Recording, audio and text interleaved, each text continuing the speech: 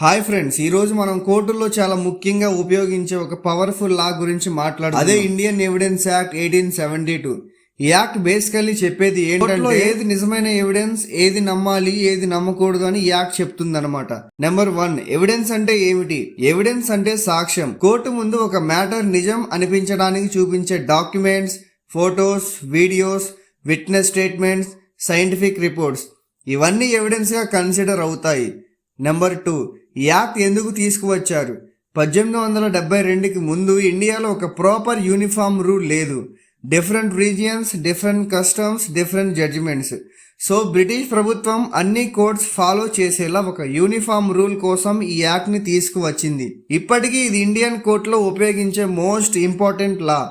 Evidence act లో 3 main parts ఉంటాయి అన్నమాట. Part 1, relevancy of facts. ఈ ఫ్యాక్ట్స్ అనేవి సెక్షన్ 1 to 55 మధ్యలో ఉంటాయి. ఇక్కడ కోర్ట్స్కి ఏ ఫ్యాక్ట్స్ రిలవెంట్, ఏ విషయాలు వినాలి, ఏవి వినకూడదు అన్న రూల్స్ ఉంటాయి. ఎగ్జాంపుల్స్ చూస్తే ఇన్సిడెంట్కి డైరెక్ట్లీ రిలేటెడ్ ఫ్యాక్ట్స్, అలానే విట్నెస్ చూసిన విషయాలు, అక్యూజ్డ్ చేసిన కన్ఫెషన్, మోటివ్ ప్రిపరేషన్ వంటి ఫ్యాక్ట్స్ అన్నమాట. Part 2, proof. ఈ ప్రూఫ్ సెక్షన్ 56 to 167 మధ్యలో ఉంటాయి. ఈ పార్ట్లో క్రూషియల్ అనమాట.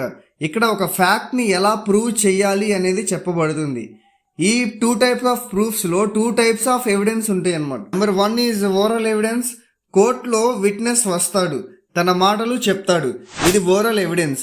Witness must speak truth, cross examination కూడా జరుగుతుంది.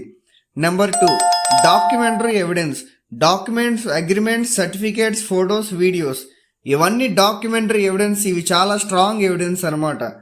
Part 3, production and effect of evidence. Sections 168 to 187.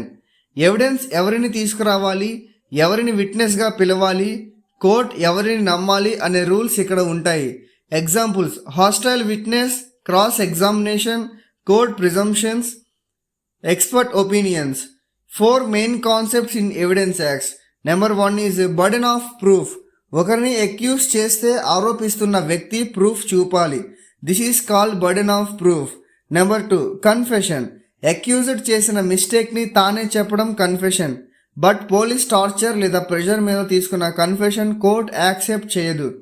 Number 3, expert opinion. Doctors, hand writing experts, finger print analysts వంటి వాళ్ళ ఒపీనియన్ కూడా ఎవిడెన్స్గా అవుతుంది. Number 4, electronic evidence. ఇది ఇప్పుడు చాలా ఇంపార్టెంట్. ఈ ఎలక్ట్రానిక్ ఎవిడెన్స్ కింద CCTV footage, WhatsApp chats, emails, mobile location, call recordings, ఇవి ఎవిడెన్స్గా తీసుకుంటారు. బట్ సెక్షన్ 65B సర్టిఫికేట్ కంపల్సరీగా ఉండాలి. నెంబర్ 5, ఎవిడెన్స్ యాక్ట్ ఎందుకు ఇంపార్టెంట్?